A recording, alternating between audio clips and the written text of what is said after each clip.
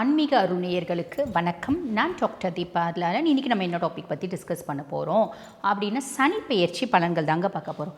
என்னம்மா இது உங்கள் பதிவே நாங்கள் பார்த்துருக்கோம். சனி பெயர்ச்சி ஆல்ரெடி சனி பகவான் பெயர்ச்சி ஆகிட்டார். அந்த பலன்கள்லாம் நாங்கள் பார்த்துட்டோமே. நிறைய ஜோதிடர்கள் சொன்னாங்க, நீங்களும் சொன்னீங்களே அப்படின்னா உண்மைதாம்மா.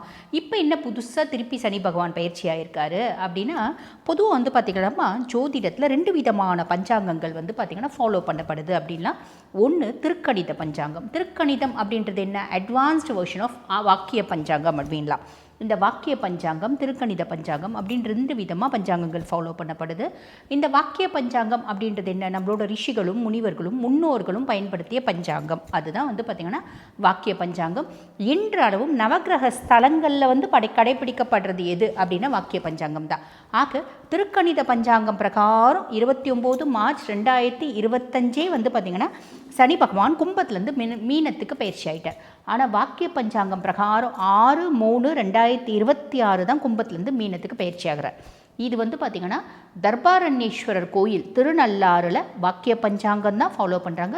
இன்றளவும் மக்கள்லேயும் பெரும்பகுதியான மக்கள் வாக்கிய பஞ்சாங்கம் தான் ஃபாலோ பண்ணுறாங்க. இந்த வாக்கியத்துக்கும் திருக்கணித்துக்கும் இப்படி ஒரு விதமான கன்ஃபியூஷன் இருக்குது. இப்போ உதாரணத்துக்கு 29 மார்ச் 2025 திருக்கணித பிரகாரம் சனி பகவான் கும்பத்துலேருந்து மீனத்துக்கு பயிற்சி ஆகிட்டார் இல்லையா? இப்போ அதுக்கப்புறம் பிறந்த குழந்தைகளுக்கு இப்போ அவங்க கேட்குறாங்க பெற்றோர்கள், வாக்கிய பஞ்சாங்கம் பிரகாரம் எங்களுக்கு குறித்து கொடுங்க அப்படின்றவங்களுக்கு நாங்கள் என்ன பண்ணுறோம்? சனி பகவான் கும்பத்திலேயே இருக்க மாதிரி தான் குறித்து கொடுக்குறோம். திருக்கணித பிரகாரம் குறித்து கொடுக்குறவங்களுக்கு சனி பகவான் மீனத்தில் போயிட்ட மாதிரி குறித்து கொடுக்குறோம். என்ன பண்ணுறது? நான் இதை தான் ஃபாலோ பண்ணுவேன் அப்படிங்கிறவங்களுக்கு அதுக்கேற்ற மாதிரி தானே நம்ம குறித்து கொடுக்கணும். ஆக புரிஞ்சிருக்கோன்னு நினைக்கிறேன். 6/3/2026 வாக்கிய பஞ்சாங்கம் பிரகாரம் சனி பகவான் கும்பத்துலேருந்து மீனத்துக்கு பயிற்சி ஆகிறார்.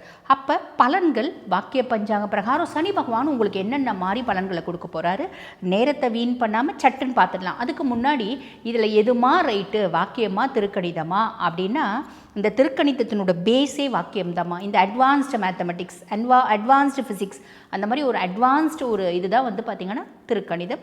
சரி, இப்போ நேரத்தை வீண் பண்ணாமல் சட்டுன்னு உங்கள் ராசிக்கு என்னென்ன மாதிரி நற்பலன்களை சனி பகவான் கொடுக்க ரெடியாக இருக்காரு பார்த்துடலாமா? மகர ராசி அன்பர்கள், மீனத்தில் பயிற்சியாகி இருக்கக்கூடிய சனி பகவான். மீனம் உங்களுக்கு என்ன பாவம்? 3ஆம் பாவம். 3ஆம் பாவம் அப்படின்றது என்ன சொல்லுவாங்க? இளைய சகோதர தைரியஸ்தானம் அப்படின்னு சொல்லுவாங்க. அங்கே சனி அமர்ந்திருக்கிறது. சனியை என்ன சொல்லுவாங்க அப்படின்னா சகாய சனி அப்படிம்பாங்க. சகாயம் அப்படின்ற பேர்லேயே உங்களுக்கு அர்த்தம் புரியும். சகாயம் அப்படின்னா ஹெல்ப். எல்லா விதத்துலேயும் சனி பகவானே உங்களுக்கு ஹெல்ப் பண்ண ரெடியாக இருக்கான். சனியே ஹெல்ப் பண்ண ரெடியாக இருக்கா. மற்றவங்கள பற்றி எதுக்கு கவலைப்படணும்? சனி கொடுக்க எவர் தடுப்பார், அந்த வார்த்தைக்கு ஏற்ற மாதிரி சனி உங்களுக்கு எல்லாமே கொடுக்க போகிறோம். ஆமாம் அம்மா கொடுத்தானே அப்படின்னு. ஆமாம், 7 நாட்டு சனியாக இருந்ததுனால கடந்த 7 வருஷங்களில் மகரம் பட்ட துயரம் சொல்லி மாளாது அப்படின்லாம். 180 மகரம் கஷ்டப்பட்டாங்க, ரொம்ப கஷ்டப்பட்டாங்க. அதாவது அசிங்கப்பட்டாங்க, அவமானப்பட்டாங்க, கடுமையான மன உளைச்சலுக்கு ஆளானாங்க. மனைவியால் வேதனை, கணவனால் வேதனை, சொந்த பந்தத்தினால சொத்து பிரச்சனை, அதே மாதிரி வேலையிலேருந்து தூக்கப்பட்டாங்க. பசங்களாவது நம்மளுக்கு ஹெல்ப்ஃபுல்லாக இருக்குமா அப்படின்னா, பசங்க தான் பெருசாக நம்ம தலையில் ஒரு பாறாங்கல்லை தூக்கி வச்சிச்சு அப்படின்லாம். தலையில் கல்லை தூக்கி பெரிய கல்லை தூக்கி போட்டதே நம்ம பிள்ளைங்க தான் அப்படின்னு சொல்லலாம். அதுக்கும் மேலே பாருங்கள், உடல் சார்ந்த உபாதைகள், எலும்பு சார்ந்த பிரச்சனைகளில் ரொம்ப கஷ்டப்பட்டாங்க. அப்படிப்பட்ட மகரம் உங்கள் ராசியாதிபனே இருந்தாலும் பாரபட்சம் பார்க்காம வறுத்தெடுத்தான் சனி பகவான். நல்ல தசை இருந்தவங்க எஸ்கேப் ஆனாங்க அப்படின்னு சொல்லலாம். அப்படிப்பட்ட மகர ராசி அன்பர்கள், இப்போ உங்கள் ராசி அதிபன் உங்களுக்கு சப்போர்ட்டிவாக இருக்கான், சகாயம் பண்ண போகிறான். எந்தெந்த விதத்துலலாம் உங்களுக்கு எடுத்த அத்துணை விதத்துலேயும் உங்களுக்கு நல்லது அப்படின்றத அவன் செய்ய போகிறாம்மா. கவலைப்படாதீங்க, எல்லா விதத்துலேயும் நல்லது, எல்லா விதத்துலேயும் சகாயம். எனக்கு குடும்பம் சார்ந்த பிரச்சனைகளா, சனி ஹெல்ப் பண்ணுவான். எனக்கு தொழில் சார்ந்த பிரச்சனைகள்னு சொல்கிறீங்களா, சனி ஹெல்ப் பண்ணுவான். எனக்கு சமுதாயம் சார்ந்த பிரச்சனைகள் அப்படின்னு சொல்கிறீங்களா, சனி ஹெல்ப் பண்ணுவான். எனக்கு மனம் சார்ந்த பிரச்சனைகள் அப்படின்னு சொல்கிறீங்களா, சனி ஹெல்ப் பண்ணுவான்.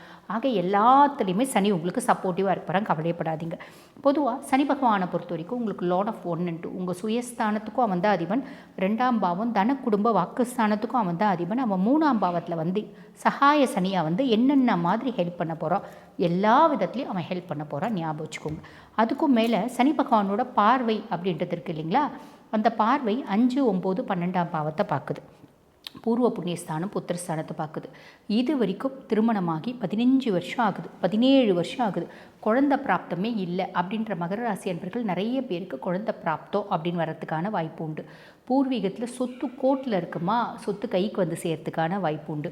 20 வருஷமாக ஜட்ஜ்மெண்ட்டே வராமல் வாய்தானே போயிட்டு இருக்க கேஸு அது வந்து பார்த்திங்கன்னா இப்போ ஜட்ஜ்மெண்ட் உங்களுக்கு ஃபேவராக வர்றதுக்கான வாய்ப்பு உண்டு.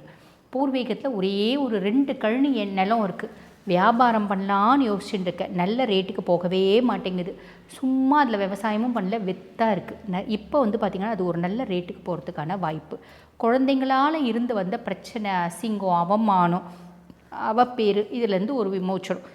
பிள்ளைங்கள ரொம்ப செலவு பண்ணி கஷ்டப்பட்டு மெடிக்கல் சீட் தான் இப்போ நாங்கள் வாங்கிடுறோம் பார்த்திங்களா, அந்த மாதிரி எனக்கு என் பையன் வந்து டாக்டர் ஆகணும்னு ஆசை, என் பொண்ணு டாக்டர் ஆகணும்னு ஆசை, மெடிக்கல் சீட் இன்னமும் வாங்கிட்டேன் நான் என்ஆர்ஐ கோட்டாவில், என்ஆர்ஐ லேப்ஸில். பிள்ளை வந்து படிக்கவே மாட்டேங்குது, காலேஜுக்கே போக மாட்டேங்குது. இப்போ ஏதோ ஒரு காரணத்துக்காக காலேஜ் போகும், ஏதோ 1-2 சப்ஜெக்ட் அரியர்ஸ் வச்சாலும் பாஸ் பண்ணிவிடும். கவலைப்படாதீங்க, ஃபஸ்ட்டு போனால் தானே படிக்க முடியும், எக்ஸாம் எழுந்தால் தானே பாஸ் பண்ண முடியும். இப்போ எக்ஸாம் போய் அட்டன் பண்ணுவோம், சில குழந்தைங்க இருக்கும் எக்ஸாமே போக மாட்டேன் அப்படின்னு அந்த ஃபோபிக் ஆங்ஸைட்டி டிஸார்டர்பாங்க, ஃபோபிக் ஆங்ஸைட்டி டிஸார்டர் அப்படிம்பாங்க. அதாவது எக்ஸாமினேஷன் வரும்போதே அவங்களுக்கு ஒரு பயங்கர பதட்டம் வந்துடும், பயம் வந்துடும், டென்ஷன் வந்துடும். வீட்டில் என்னென்னலாம் வேலை செய்யக்கூடாதோ அத்தனை வேலையும் செய்வாங்க. அப்பா அம்மா கூட சண்டை போடுறது, அப்பா அம்மாவை வந்து திட்டுறது, அப்பா அம்மாவை அடிக்கிறது, இந்த மாதிரி பல வேலைகள் செய்வாங்க. அந்த மாதிரி உங்கள் பிள்ளைங்க இருக்குது அப்படின்னா கூட பிள்ளைங்களோட குணாதிசயத்தில் நல்ல மாற்றம் அப்படின்னு வருமா, கவலைப்படாதீங்க. அதே மாதிரி 9ஆம் பாவத்தை பார்க்குறார், பாக்கியஸ்தானத்தை பார்க்கறதுனால ஏதோ ஒரு விதத்தில் குட் லக்கு, ஃபார்ச்சூன், மேன்மை, முன்னேற்றம், அதிர்ஷ்டம் இது எல்லாத்தையும் சனி கொடுத்துருவார். ஒரு விஷயத்தை ஒரு முறை ட்ரை பண்ணால் நடக்கலை அப்படின்னா 2வது முறை ட்ரை பண்ணும்போது நடந்துடும். அப்பா ரொம்ப சப்போர்ட்டிவாக இருப்பார். வெளிநாடு ஆன்மீக சுற்றுலா போகிறதுக்கு, வெளிநாடு இன்ப சுற்றுலா போகிறதுக்கு. நான் வந்து பாருங்கள், என்னோடய யூஜி இந்தியாவில் படித்தேன், பிஜி வெளிநாட்டில் போய் படிக்கணுன்றது என்னோட ரொம்ப நாள் கனவு. இந்த காலகட்டம் உங்களுடைய நீண்ட நாள் கனவு எதுவோ அது 1-2ஆவது நிறைவேறும் அப்படின்றதுல சந்தேகமே இல்லை அப்படிங்கிறான். இப்போ நீங்கள் மகர ராசி சின்ன வயசு பிள்ளைங்களா இருக்கீங்க அப்படின்னா, நாங்கள் படிக்கணும்னு வெளிநாட்டுக்கு போனோம்மா, எங்கள் அம்மா ஒத்துக்கவே மாட்டேன்றாங்க, எங்கள் பாட்டி ஒத்துக்கவே மாட்டேன்றாங்க. ஆனால் எங்கள் அப்பா ரொம்ப சப்போர்ட்டிவாக இருக்கார்.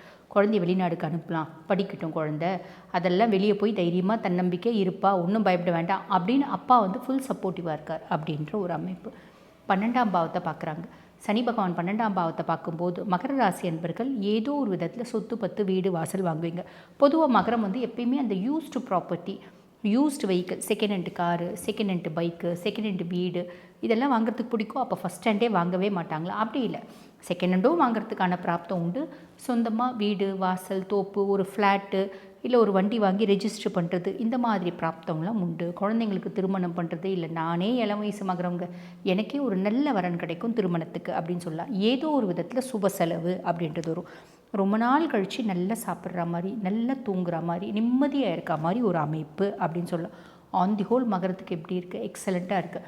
இந்த சனி பயிற்சி முதல்ல சூப்பர் டூப்பராக இருக்கிறது ரிஷபத்துக்கு, 2வது துலாமுக்கு, 3வது மகரம் அப்படின்னு சொல்லலாம்.